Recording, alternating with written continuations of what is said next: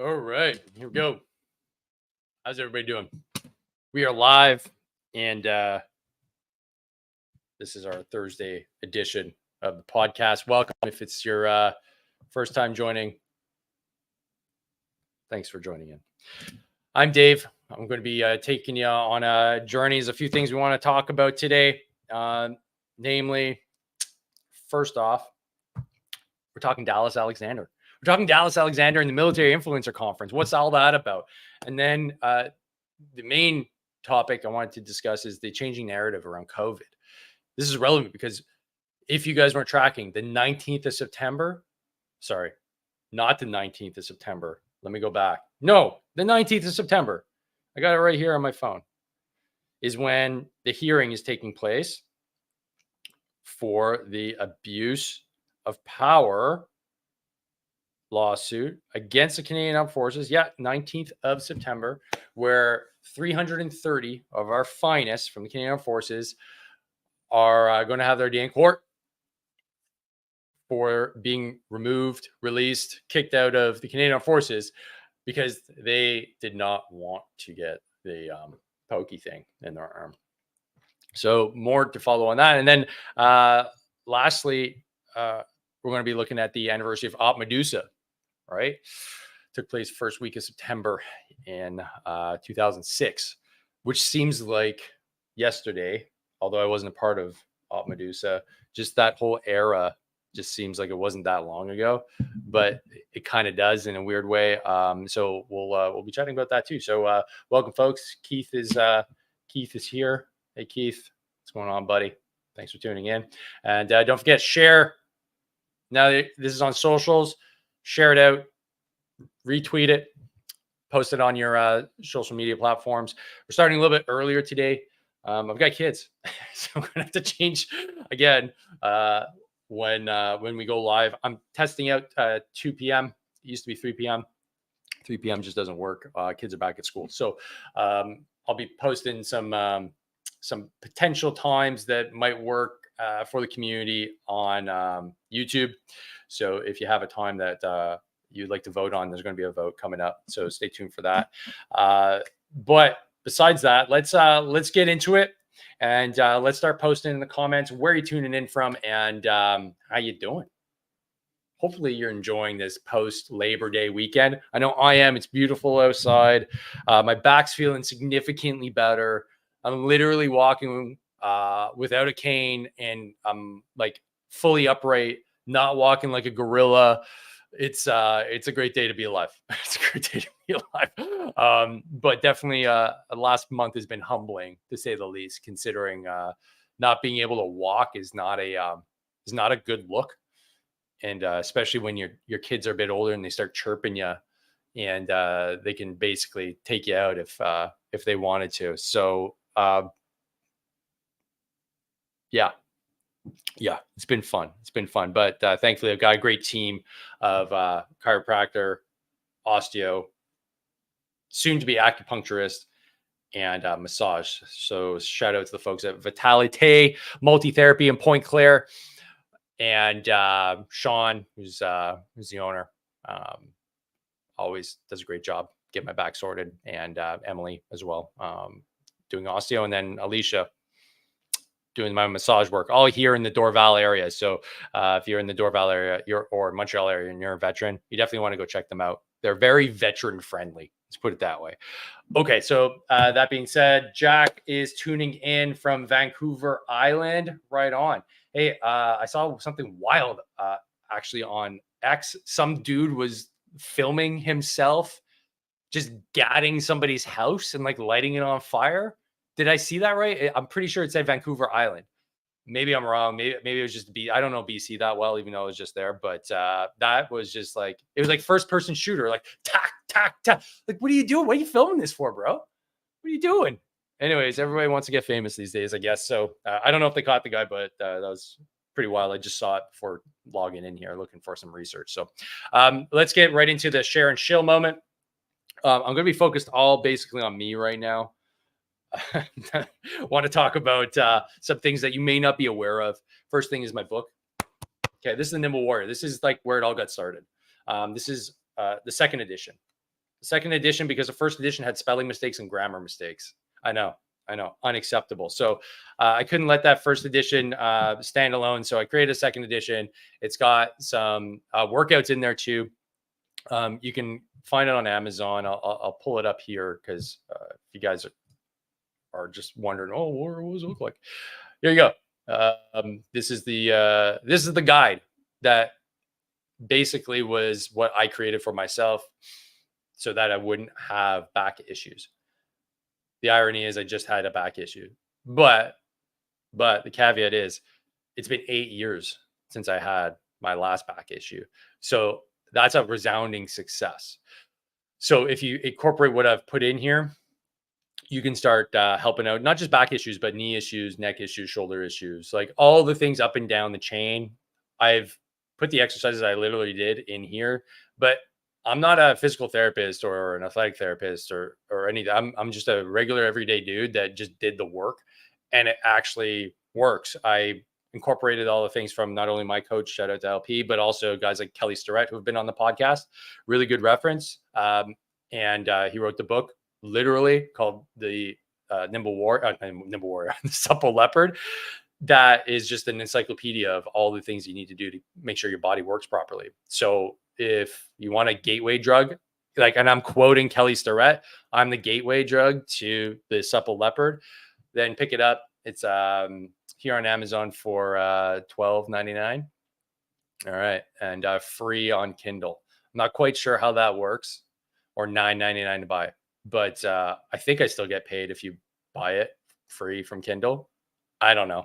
Actually, it's listed at $9.99. Hey, thanks, Amazon. I didn't do this. So they're listing at $9.99. So thanks. That's the Kindle price. So there you go. If you have a Kindle, go pick it up.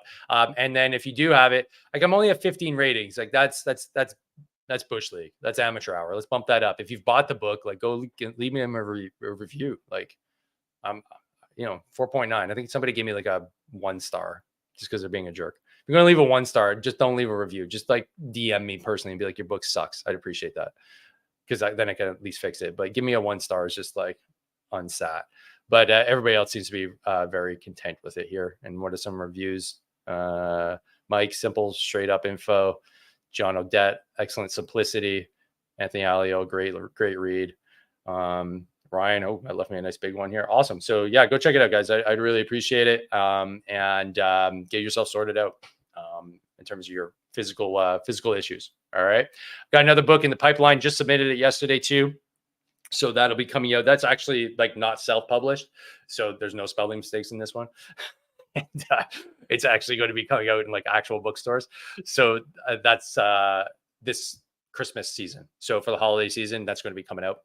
Can't wait for that. That was like a big part of what I was doing over the last like 2 months is getting that out the door and edited. So I'll share more details with that in the future. The title of the book is Harden the F Up. And it's based off all the conversations I had on the podcast and creating a simple protocol that you can use moving forward to get yourself dialed in. Jack Holmes. Okay, so you're confirming. Yes, sir. And lit his truck on fire.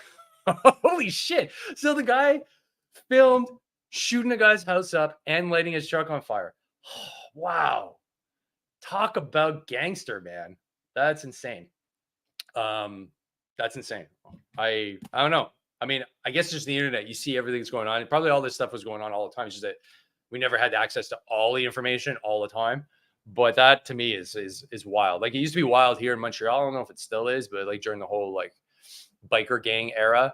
But we didn't really have the internet back then. That was the 90s. So it got real. There was like IEDs in the street here. It's not the first time. Like during the FLQ terrorist times as well, there was mailboxes exploding, like literal IEDs going off in the street. That's insane, man. When you have IEDs going off in like Montreal or like a random Canadian or even American city, it's bananas. So hopefully it doesn't get any worse. I don't know what's going on there. Nuts. Yeah, Keith, I agree, man. Totally nuts. Okay, so moving on. I want to mention as well that I am very proud to announce the partnership between myself and Acerus Pharmaceuticals and their product Natesto. So this is the first time I talk about it because now we've actually sealed the deal. So the Hard to Kill podcast is now partnered up with Acerus Pharmaceuticals, company from right here in Canada that makes Natesto. Why did I decide to partner up? Even though I always say, hey, like, go pound sand, Big Pharma, is because you may not know this, but 72% of post 9/11 veterans, so the GWAT veterans, have low or dangerously low testosterone levels. That's a insane amount of fellas just struggling through life. And odds are you probably don't even know. And the fact that we don't even know is a problem.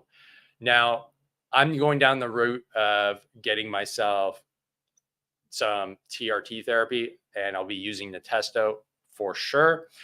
It's a nasal gel, and we'll be releasing some content on its efficacy, what the results have been like in clinical trials, and if it's the right fit for you.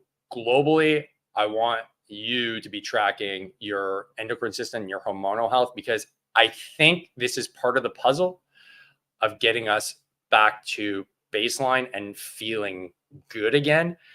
And knowing somebody very close to me that has literally started TRT and seeing the improvement in his life and the removal of SSRI drugs,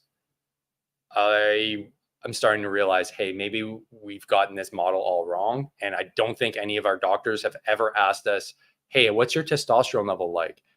And if you don't know what it is, you should probably go get it tested. At a bare minimum, go get it tested. And one of the reasons why we're seeing such terrible hormonal health outcomes for veterans is because of toxic exposure. Hands down, this is one of the most damaging things that has occurred during the global war on terror, is the exposure to way too many toxins. And that has a direct impact on our endocrine system. And testosterone being our major sex hormone, if that gets crushed, you're going to feel slow, you're going to be fat, you're going to have brain fog, you're going to feel depressed. What does all this sound like? Yeah, it sounds like depression, PTSD, you name it. Well, imagine you can start mitigating that by just improving your testosterone levels. And that's why I'm so passionate about this topic. And that's why I'm really pumped to be promoting them. So go check out natesto.com, talk to your doctor, and at least start the process of getting your blood works done. Once you get your blood work done, then you can start taking the next steps, and stay tuned for a lot more content coming down the pipe on this important topic. So go check it out. Next up, I'm fired up about this too, guys. I'm super fired up about this. So the Military Influencer Conference, I think I've mentioned on literally every live so far, but it's actually happening. The 30th of September is when it kicks off in Atlanta. The cool thing is we have a part of it. And by we, I mean Canada. We have a Canada House on site in the Signia Hotel, which is the Hilton in downtown Atlanta. This is going to be a big deal. And the reason why is because this has never occurred before, with Canadians having a special little spot in this conference. So me and my business partner, buddy, and it's actually Mike. So young Mike, who can't be here today because he's doing his own thing in St. Louis right now. We've been grinding, putting this together. We're really happy to announce today that Dallas Alexander is coming down, and he's going to be playing some tunes for everybody here in Atlanta as part of the Canadian contingent. And that's also thanks to Acerus Biopharma, the makers of Natesto. So big shout out to them for sponsoring this event. And we've also got a bunch of Canadian businesses that are run by veterans coming down as well. Namely, we got 123 Cyber.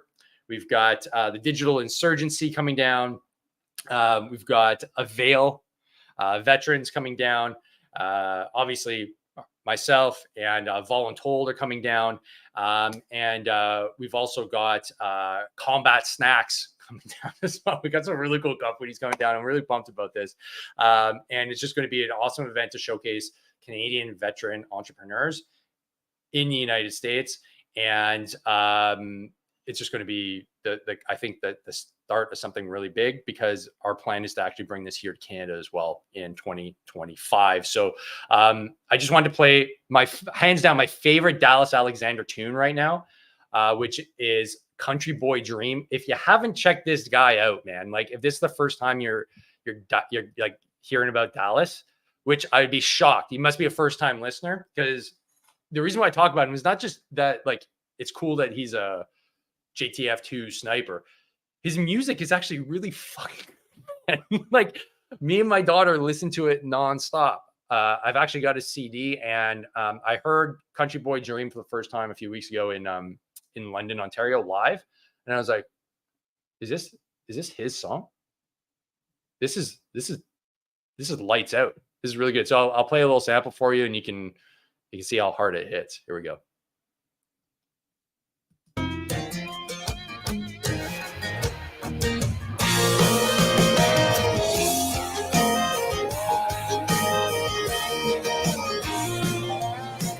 Granddaddy's old 4x4 with a dog in a shotgun seat. I'll tell you right now that if the bar don't give out, a truck will climb a tree. Get me through the snow in the winter, through the hollow, through the timbers and the mud in the summertime.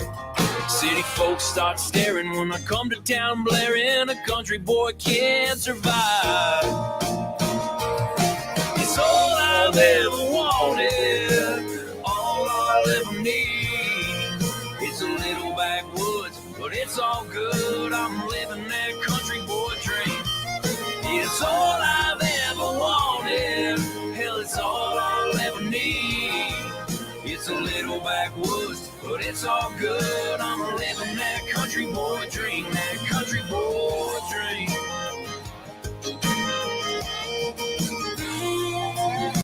Whew. Man, that song hits. Like, being a city boy from Montreal, I love blasting this, man. In the suburbs, hells yeah, it makes me want to get some cowboy boots. So I'm excited about this. And he's a CAF veteran. It's cool. Really like it. So if you haven't followed him on socials, definitely do so. And definitely go support his work on Spotify. You can I believe you can buy his album there. I have a physical CD, which I still have a CD player in my vehicle, which is great. So I can blast the tunes there. And definitely give him a like on a follow on YouTube, and more to follow. We'll have some footage from the actual event on October 2nd in Atlanta, Georgia. Let's hit the comments. We got more here in the comments.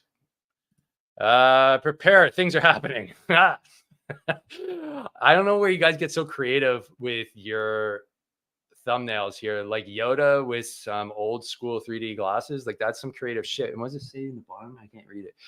FLQ bomb went off 40 feet from my dad. He was lucky behind. Oh, wow. That's insane. Yeah. I mean, like, I wasn't born yet, right? So all I heard was the stories. And we're talking about like lockdowns today, but this was like real deal, like military lockdowns back in the day, martial law, right?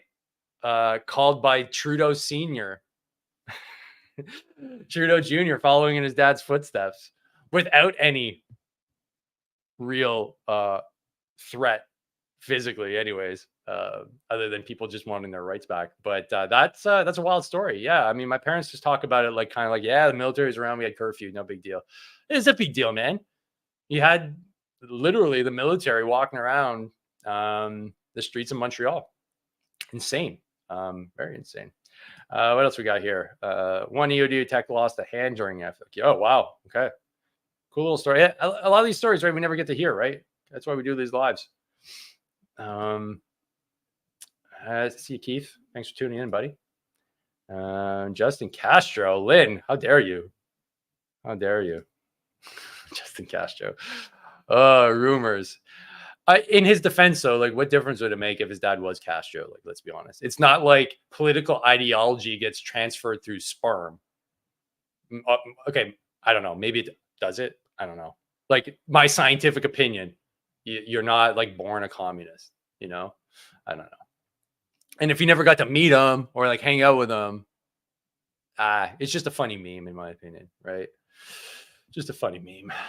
So, but okay, I totally lost my train of thought here. What was I doing next? What was I doing next? Well, I guess we'll just get right into the meat of it. COVID narrative is changing. Now I'm going to be very, very aware of what I'm saying here because I need to dance around this topic.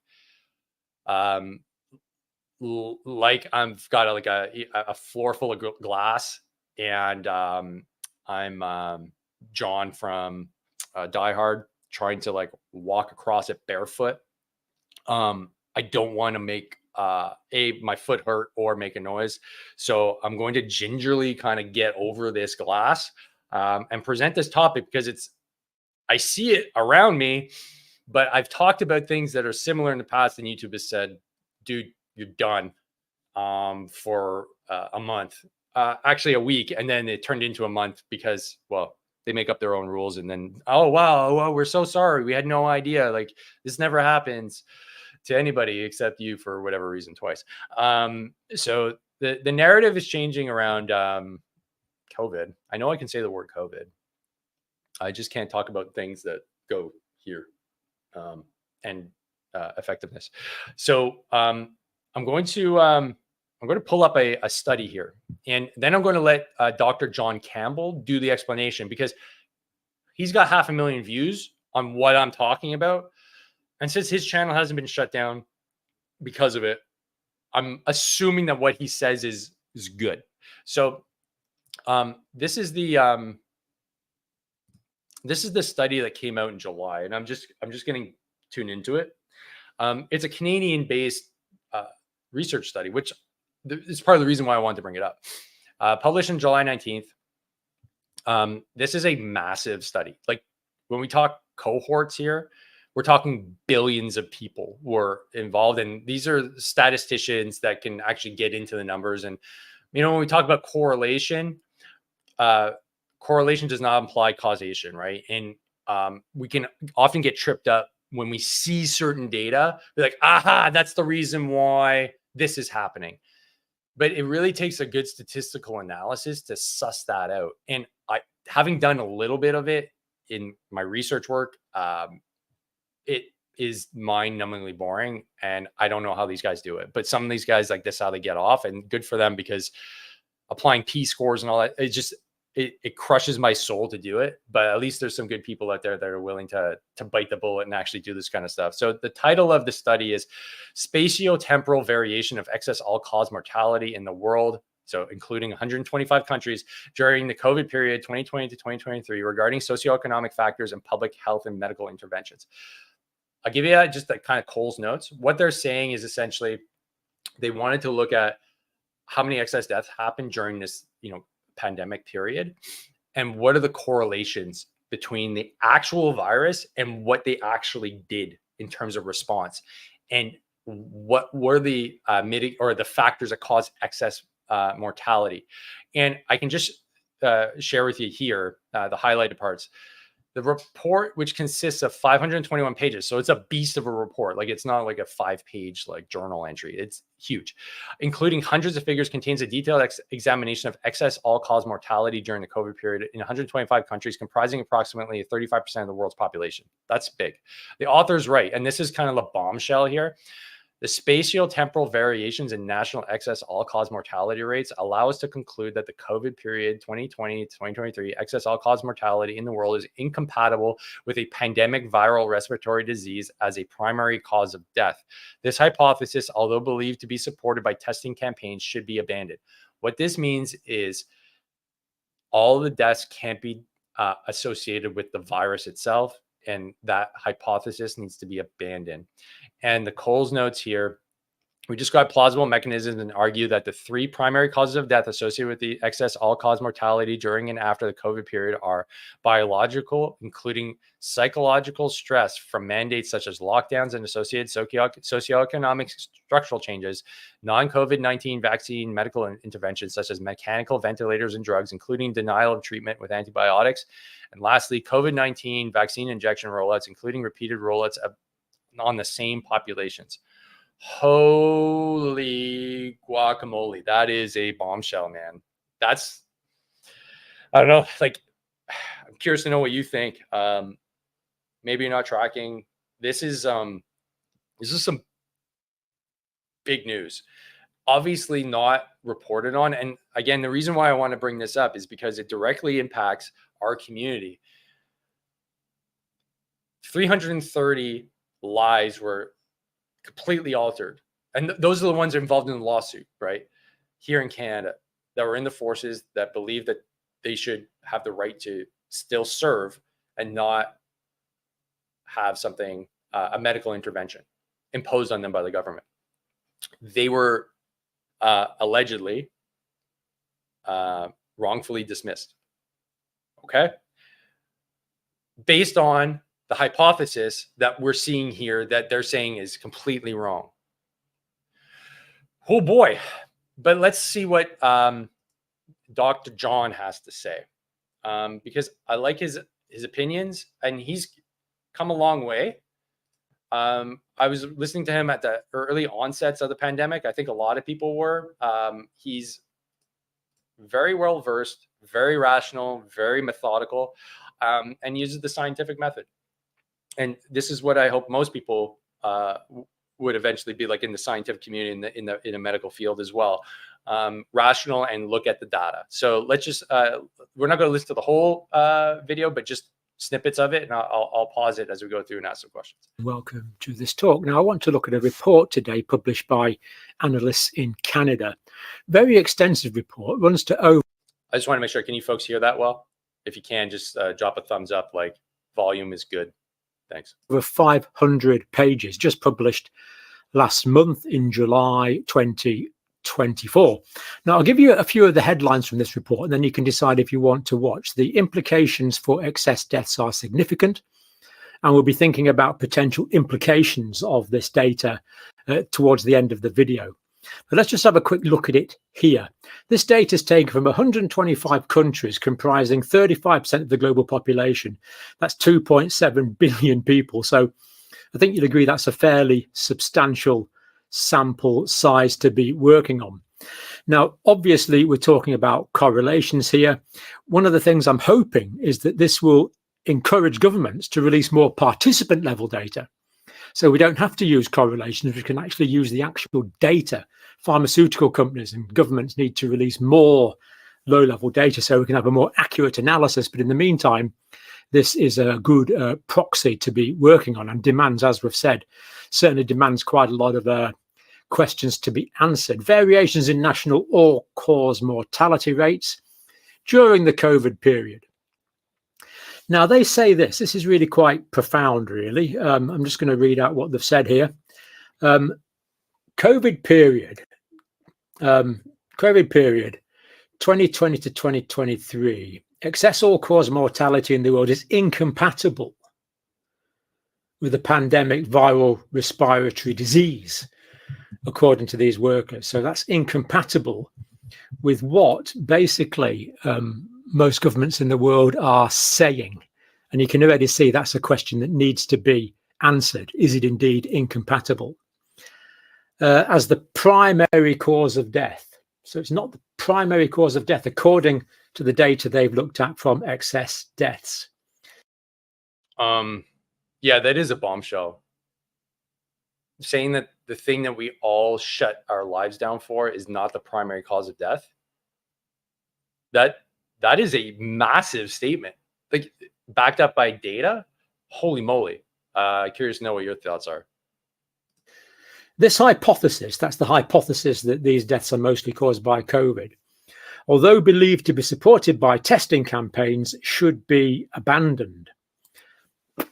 Forget that one. So they say. So they say. But we'll have to look at the data and adjudicate how likely this is to be true. But let's go on. That should be abandoned. We describe plausible mechanisms. And of course, we always like plausible biological mechanisms for why something could or is not working. Right.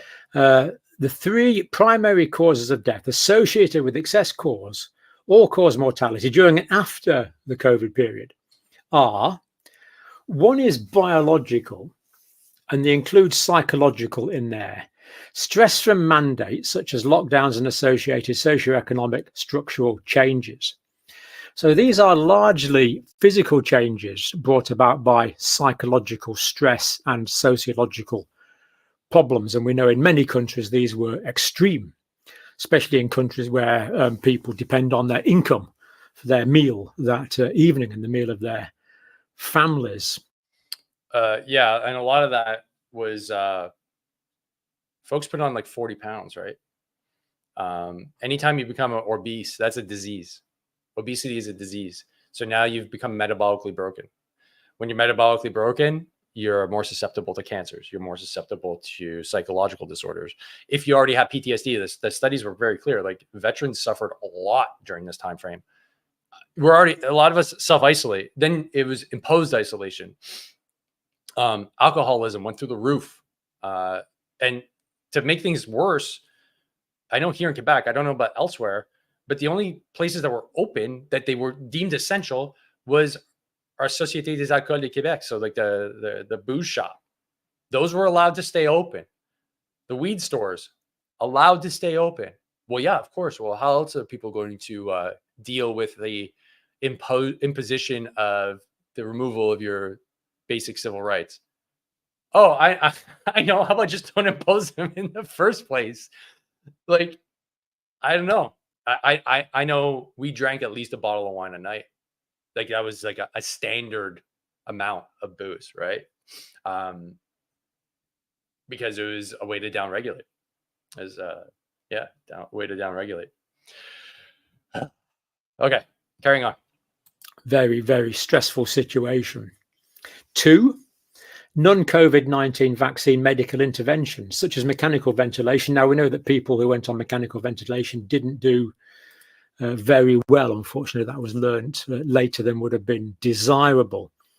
And they also include this, which is really quite concerning, including denial of treatment with antibiotics.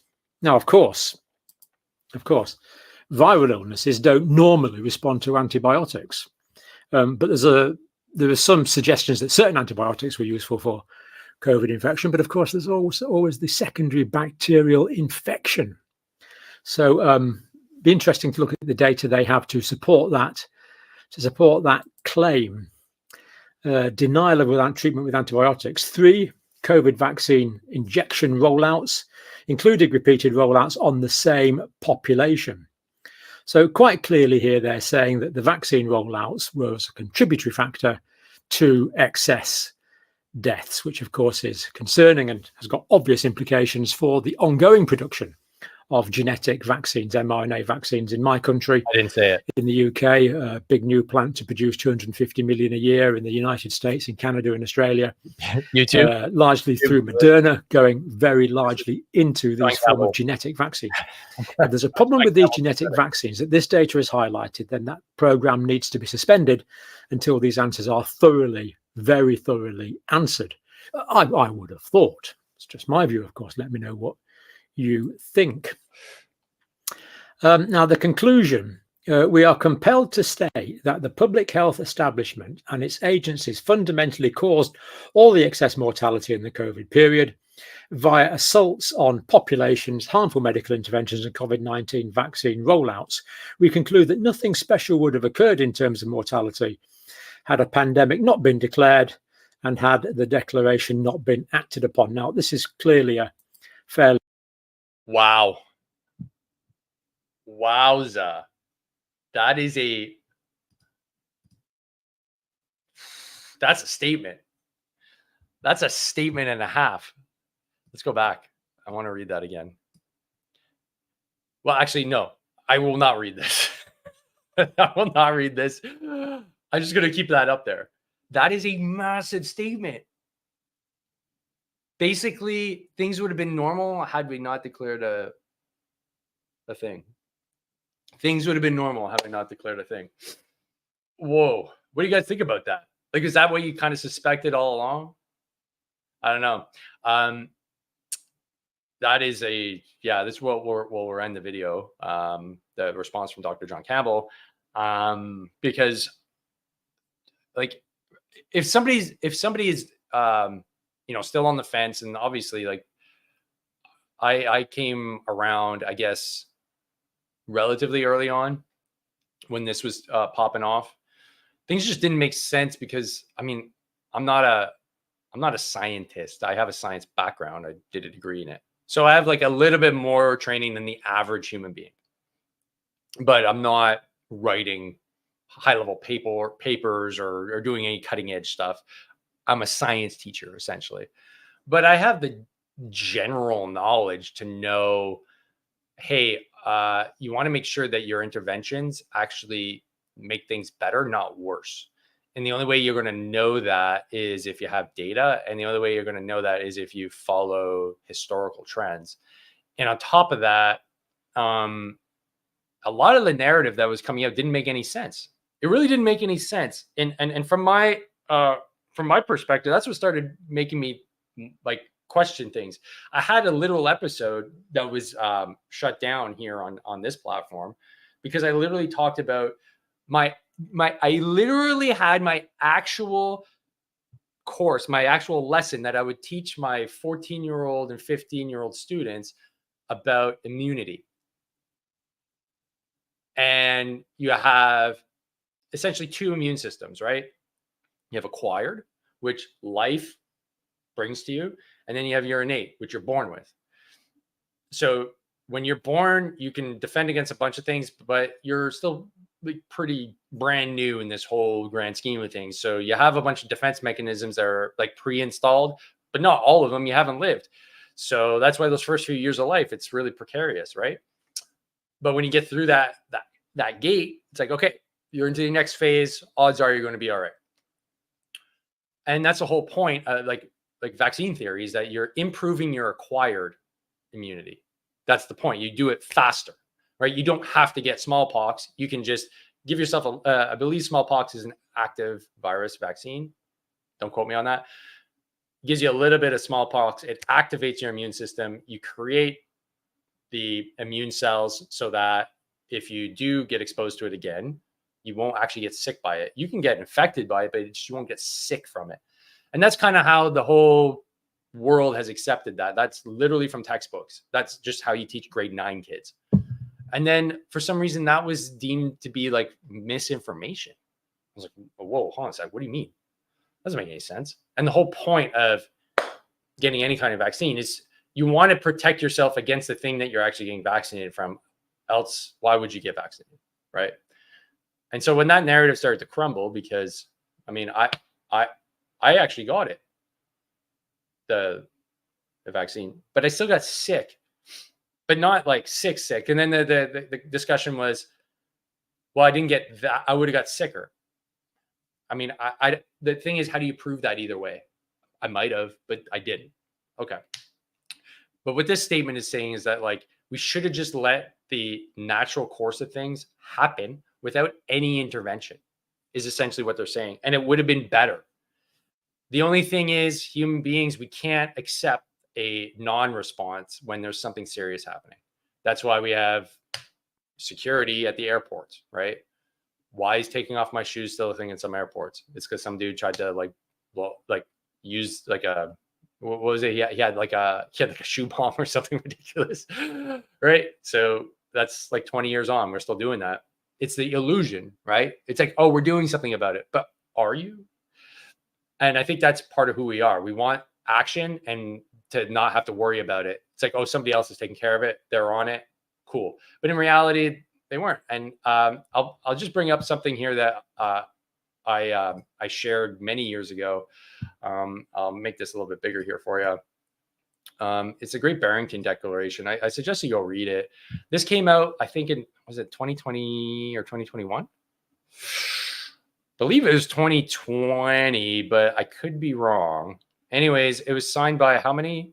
Almost 1 million people across the planet. Infectious disease epidemiologists, public health scientists, grave concerns about the damaging physical and mental health impacts of the prevailing COVID-19 policies and recommend an approach we can call focused protection. Again, this is world experts. And as we know from last week, these type of things are being suppressed by companies like Facebook. And now Zucks regrets it for obvious reasons. Now we're seeing this cause more harm than good. And there's plenty of people that were saying, hey, guys, like, let's pump the brakes here, man. Like, yeah, people are dying. It's not denying that people are dying from it. But is it worthy of a full-scale lockdown, shutdown, and, censorship machine? And this declaration was essentially saying, coming from left and right around the world, we have devoted our careers to protecting people. Current lockdown policies are producing devastating effects on short and long-term public health. The results, to name a few, will include lower childhood vaccination rates, worsening of cardiovascular disease outcomes, fewer cancer screenings, deteriorating mental health, leading to greater excess mortality in years to come, with the working class and younger members of society carrying the heaviest burden. Keeping students out of school is a grave injustice. Like, do I need to, this is exactly what is being talked about in this paper. This was literally on the internet and being talked about and being suppressed. What more can we say, man? I feel for all those people that literally lost their jobs, man. Or their businesses, or they lost loved ones due to suicide. It's just, the whole thing is just a freaking disaster. And we're not even there's no conversation about this. Where's the conversation at the higher levels? Where are the mea culpas? Where are the apologies? Where are the, oh my God, this was a disaster that we could have prevented? It's just mudslinging on both sides, and everybody's just entrenched themselves. We're not going to heal if we just decide, well, you're still a dick, and we're just going to dig our heels in and fight it out. Where's this? Where do we get any kind of AAR, after action report, on this? Genuine, after action report. These are the numbers, man. The numbers, they are what they are. We screwed up. We shouldn't have done this. And we'll never do this again. I don't know. Is that a reasonable thing to say? We kind of did it during Nuremberg in the Second World War. Hey, we won't test things on human beings. Yeah, we kind of screwed that up at this on this go round, right? I don't know, man. This is just it's something that rattles around in my head a lot, and I'm sure it probably does for you too. If it does, you can vent here, right? This is where you can vent. Yeah, James saying, yeah, accountability, lol. Yeah, I agree. It's just oh yeah, who's going to be held accountable? Oh yeah, right. Probably the lowest level person, right? Eats the whole pandemic at one point. There's not going to be any, I think we can safely assume, there's going to be no big grand juries in the States or Supreme Court level things here in Canada. There's just not. I don't think it's ever going to happen. And I think we're just going to be doomed to repeat the same mistakes over and over again. And I think the only way out of it, and that's why I do what I do, is just to fundamentally be very healthy. You need to just dial in the health. If you have an entire society that is healthy, fit, and basically untouchable by the government, what can they do? What can they impose on you? Financially, you're good as well. All these things come into play. If you don't have to rely on a government for your well-being, you're off their system. You're a free man on the range, man. You're doing what you got to do, and you don't need their input. That's essentially my working philosophy. That's my raison d'etre. Put the right people in front of you with the right information, and share and talk, and just incrementally get a little bit healthier, and not be stuck on fob couch in the basement wondering where your glory days went. Yeah, let's just be ungovernable. Let's put it that way. Okay. Anyways, my rant, I gotta take a break. Let's get into the comments. James, they'll start World War III before that happens. Oh boy. Yeah, oh boy. Hasn't it already started? Hasn't, like, honestly, there's already guys in trenches over in the Ukraine. I can't watch that. I can't watch the stuff on. I literally deleted Twitter off my phone. I started watching those videos of Russians and Ukrainians getting droned.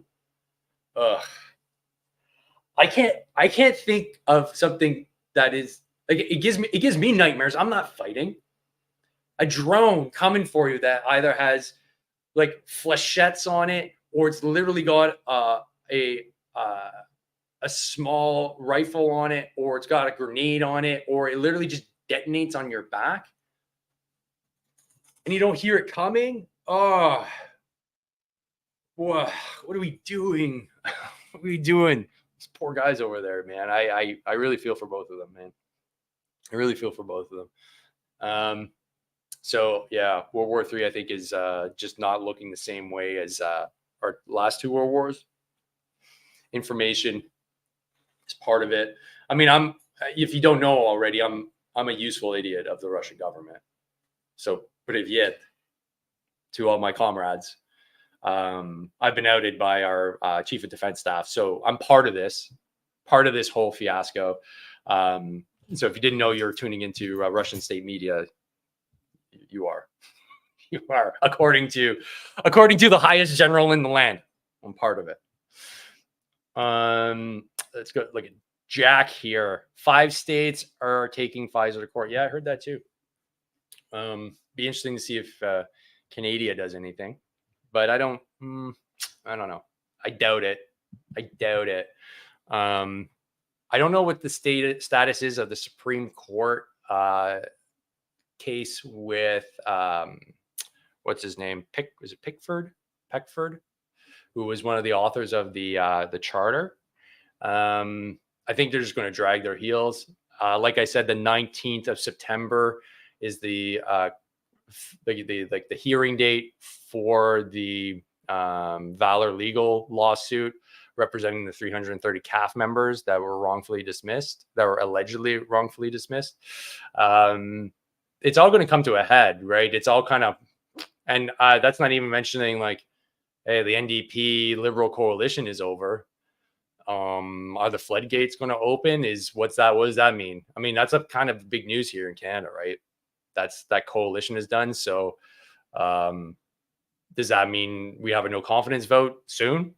That means the Liberals are gone. And if another government comes into play, are they going to start trying people? Are they going to start opening up the case files? Or what's going to happen?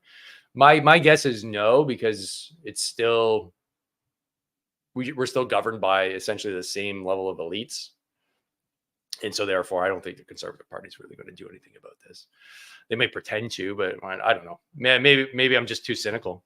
Maybe I'm too cynical about it. World War III started in 9/11. Yeah, that's an interesting theory. Yeah, I think that there could be a strong case about that. I'm sure there's some eggheads and smarter people than us discussing it already. If you have a link, drop it. But yeah, the global war on terror, the whole rise of the neocons, the stomping all over the Middle East. I was having this conversation with a buddy of mine, GWAT veteran. Like, I don't like seeing what's going on in the UK. I don't like seeing what's going on here in like Toronto, where you have like mass prayer in the middle of our streets by the Muslim community. If they're respectful, they shouldn't be doing that in our cities. And the last thing I want to hear is like a call to prayer. And it's not because I'm anti-Muslim. It's just because, dude, that's just not going to happen here. And we went over there, we stomped all over the Muslim world. But then on the other side of that coin, like, if I was over there and I got stomped all over and likely lost relatives and stuff like that, I'd be pissed. And I'd be like, well, I can't destroy them with bullets and bombs, but maybe I'll go over there and start causing trouble, start using the system against them. So I can see that. Like, what do you think the blowback was going to be on this? You think they're just going to like, hey, you know what? That's cool. You just ruined our countries, killed millions of us. And yeah, we're just going to take that on the chin. So yeah, I'm not very happy with how things shook out in the early 2000s and 2010s, that's for sure. And I can definitely see why things are turning out the way they are. We stomped all over some people. They're pissed. This is what it is. So is that part of World War III? Yeah, could be. Good case. Be proud, Brian Ferry. Yeah. Hey, don't get me wrong, man. Definitely proud. Definitely proud. Definitely proud of like everything we did. You know, like there's Afghans here that wouldn't have had a life had we not worked our asses off to help them get over here. You know, there's kids that went to school for the first time ever. Maybe they're not going to school now, but at least they got a taste, you know, which wasn't the initial intent of the war. Like, let's be honest. It just kind of became it. And everybody kind of has their own like reason. And that's where I know where we went wrong. It's because all of us had a different kind of mission when we're over there and a reason why things went well, or, you know, to grasp onto in either Afghanistan or maybe Iraq. But, you know, for me, it was opening up schools. Like, it wasn't initially like going to be part of my job for as far as I knew, but there I was. So it was very fulfilling for sure. But in terms of like a combat mission, is opening up schools really what we should be doing as the military? I had like a lot of cognitive dissonance. I'm like, if the military's here, it should be just like death blossoms. Like, we got to kill an enemy. After I came home, I was like, what was I doing over there? You know, building schools and trying to rebuild things. Like, if a foreign military was here on my soil and they're like, hey, we're going to help you build schools and like build roads and stuff, I'd be like, aren't you here to kill them, like the bad guys? And maybe me, like, I'd be very skeptical. So anyways, that's me riffing here. James, Putin did nothing to me. Justin did. Yeah. I know. It's easy to create a scapegoat, right? I'd much rather things become a lot more localized and centered around us in terms of like Canada's problems and sending over billions that we didn't vote for to go to a foreign country and support their war. And essentially that makes us part of the war. We have trainers over there, like at face value, right? Like, it's almost like the average Canadian's opinion doesn't matter, when in reality, that's all that matters. And the idea that the elites have a much broader worldview and they know what's best, this paternalistic bullshit has been going on for far too long. The perception matters. And the perception is, why is our money going over there? What are we getting in return? Why isn't it transparent? And why are we funding war and then pretending that here, or basically overtly saying like, we don't want the military to have any kind of power. We don't want to have like hard power here, but yet we'll fund like as much murder and mayhem on somebody else's soil as possible. The hypocrisy is just, it's loud. It's loud. But next time I talk to Putin, though, I'll mention this comment, James. We got a direct line, me and him, direct line. Jack, they threw it out. I believe Peckford. Oh, they threw out the Peckford case, really? Okay, that's interesting. Considering he's like, I think he's the last living member of the charter, like the only credible guy with the charter. And they're like, yeah, you're a right wing nut. What? Whoa! Hold on a sec. Time out.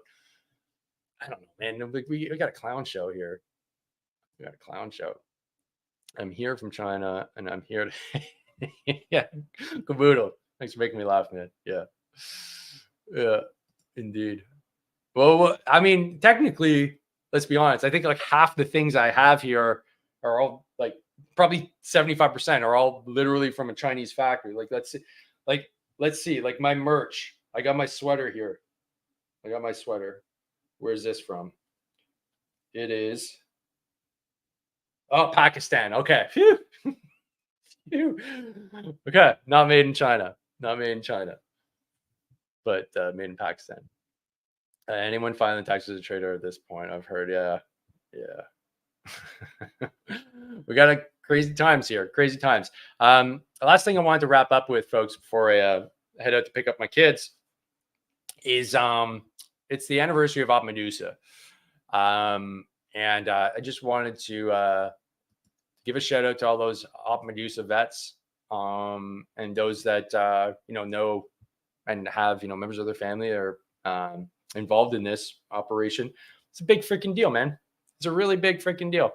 And unfortunately, we don't give it enough recognition because, again, go Canada. We'll go fight and, kick ass, take names and get our ass kicked and do what's necessary. But then we'll have it relegated to the dustbin of history. So part of what I do here is to try and make sure that we keep things in the public conscience. And Apendusa is one of those things. Jordan on my staff, awesome coach. Their boots on the ground on Apendusa. Having that corporate knowledge, is really important. And I got a few buddies that fought in this battle, so just hearing their stories and appreciating the intensity of the fight, man, hats off to you guys for sure. So just showing a quick clip here. And I think this video was done a few years ago. So sit back, enjoy, and if you got a buddy that's an Apendusa veteran, give them a shout out, make sure they're doing well, and give them a high five for the country.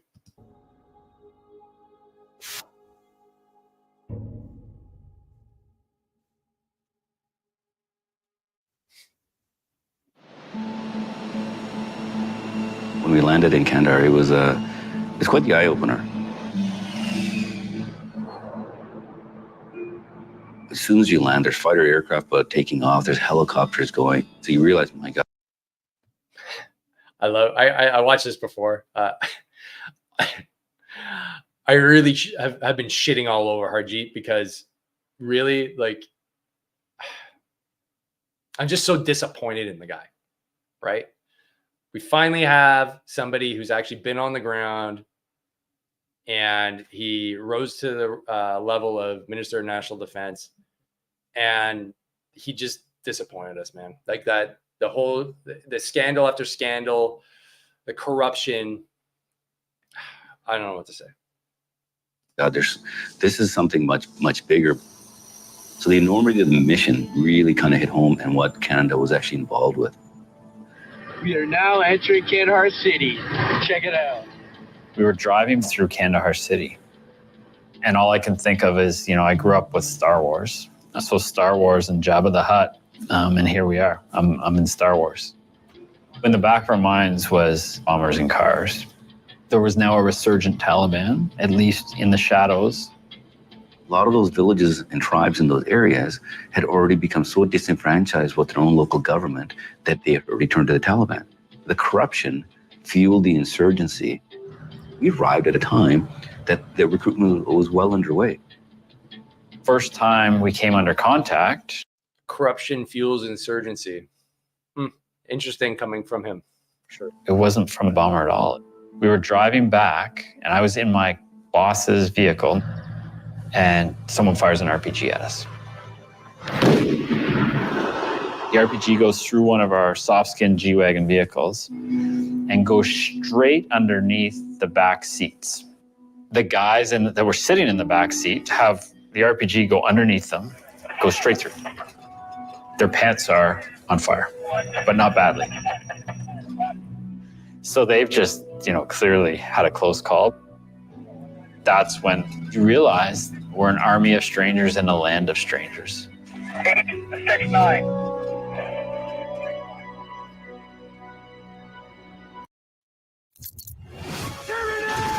All right. Too cheap to pay for premium. I was a little concerned about the provincial reconstruction team going into Kandahar. One of the first things that the Taliban did in Kandahar was start killing off Red Cross workers. And that happened very early on. That happened in 2003, 2004. So the idea behind the PRT was that it would provide a little bit of protection. We knew that Kandahar was, I wouldn't call it Wild West, but maybe Wild South. And the concern was that the PRT would simply be a goat on a rope. Officers would work with a platoon of soldiers and accompany them in their fighting vehicles to engage in discussions with village leaders throughout a whole district, one village at a time. and in those discussions ascertain village requirements and whether or not the governance structure of the district and the province was caring about the problems of the village and doing something about it. So here's my opinion on all this. I think this is where we veered off and the mission creep took over and we lost the actual plot. And having spoken with guys like Stu Scheller, Marine Corps veteran, and other folks on the podcast,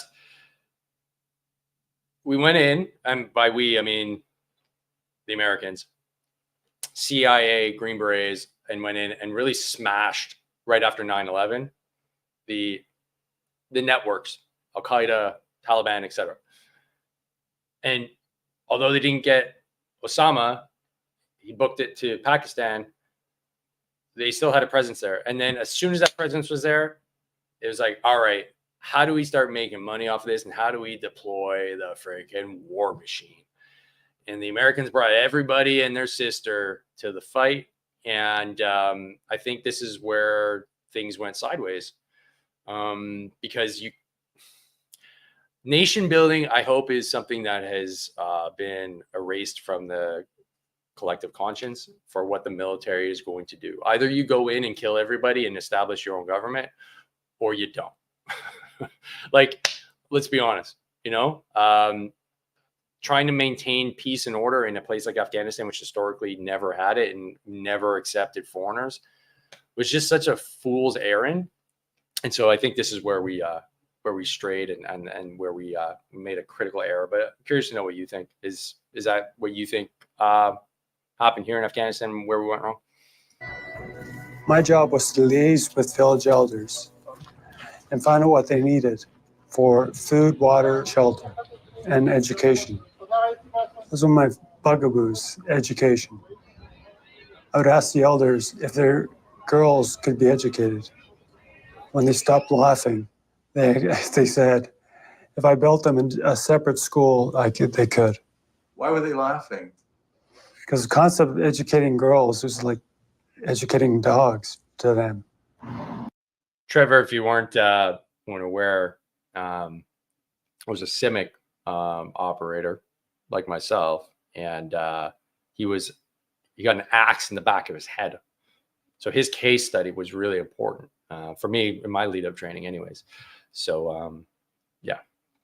But let's fast forward. Let's get to some of the battle here. We don't know. Pushtin-Wali, the code of hospitality, had been extended to them. This is now an issue between the Afghans and the Taliban, and how the Taliban don't respect their own culture. Because this was not a breach of protocol between the Afghans. I said, you just go south, and when they start shooting at you, you've reached it. Highway 1 is the main artery that ran from the west of Kandahar city toward Helmand. Very, very important road. We would move towards what was referred to as a white school. Was it a school?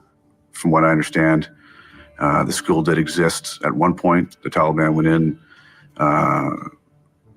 beheaded some of the teachers. A school in name only. The fact that we call it to this day a white school perplexes me. It was a Taliban fort. It had been built as a white school. It was a big brick building that was very sturdy, and so they took it over and turned it into a fortress. On the morning of August the 3rd, the battle group launched, and really they knew that the center of Taliban resistance was going to be the white school, the Taliban fortress. And I remember Colonel Hope saying, we're going to an extremely volatile part of the country, and we are going to see combat. And hand in hand with that, he was very matter of fact about the fact that not everyone was going to come home. I led the southern group out at about 3 in the morning. At about 4:15, we found a group of Taliban fighters in what could only be an early warning position. We're going to send A and AEP forward to cover us as we move our way through to the blocking position. The lead Lav 3 got on the radio and called in a contact and said, I see 6 guys with rocket propelled grenades and machine guns, and I'm asking permission to fire.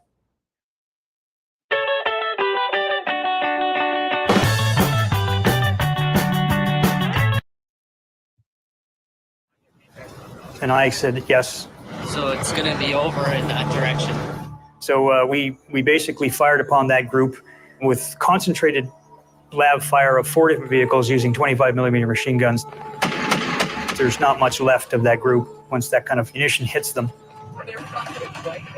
And then we were moving forward to actually get onto that position and find out what it was when one of our vehicles hit an IED.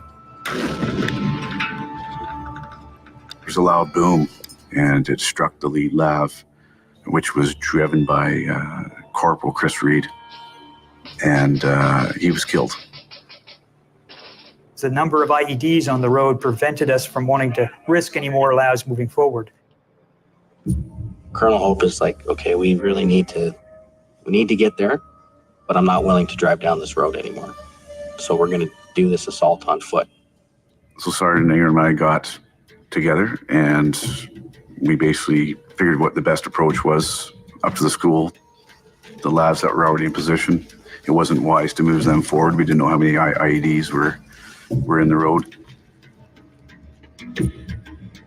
They had about 20, 25 Afghan National Police attached to John Hamilton's platoon. And as they moved forward, they sustained heavy fire from all around the White School. The Afghan National Police immediately fled the battlefield. I called back to... As a point of note, when I remember seeing, because YouTube was like, think about it, 2006, the iPhone hadn't even come out yet, and so video of the battlefield was still kind of grainy. But I remember seeing some combat camera stuff come out after this, and I remember I was just like, holy shit, like we're actually in the middle of freaking war here. It was a real eye opener, man. Definitely a real big eye opener. I'll play a few more minutes and then we'll wrap up for today. But it's pretty well. Colonel Hope, I said, sir, the Afghan National Police ran away. They're hiding now in a ditch. He goes, John, you have to show them how it's done. And I said, no problem, sir.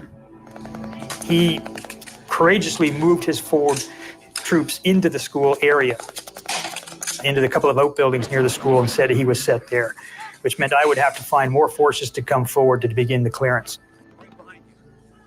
As I was beginning to plan that, it became obvious to us that he was actually in a kill zone, that the enemy had wanted this to happen.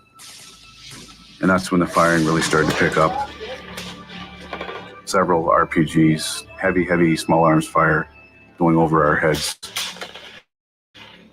It's about maybe 11 o'clock, getting close to noon. Sun is at its peak, and it's 45, 50 degrees Celsius. It's extremely hot. I have guys going down the heat stroke. I don't know how you guys did that. I honestly, I wasn't under contact, and I was like, holy shit, like I'm having a hard. I was struggling getting over those walls and just patrolling. I remember one, it was a good 40 something plus degrees. We're out all day, and I was like, God damn, like if I had to do a section attack right now, and this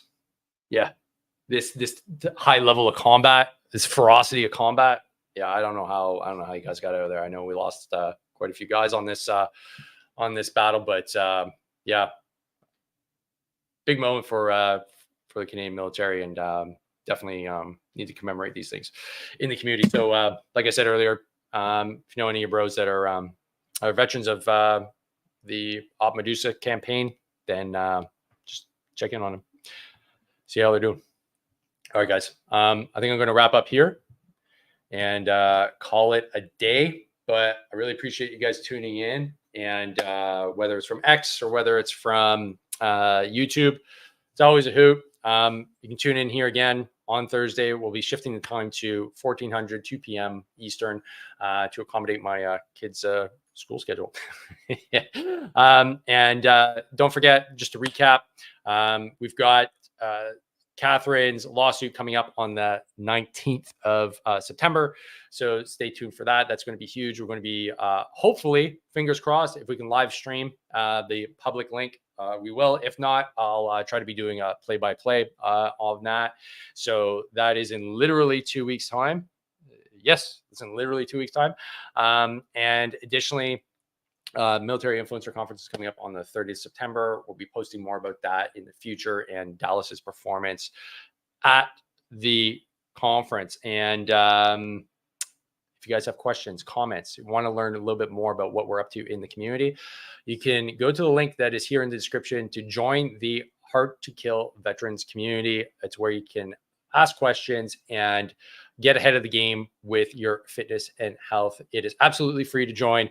We just launched it and we'd love to see you there to help build a stronger, fitter, healthier veteran community. So that's it for me. Thanks again for tuning in. Train hard, fight easy. See you on the next one. Peace.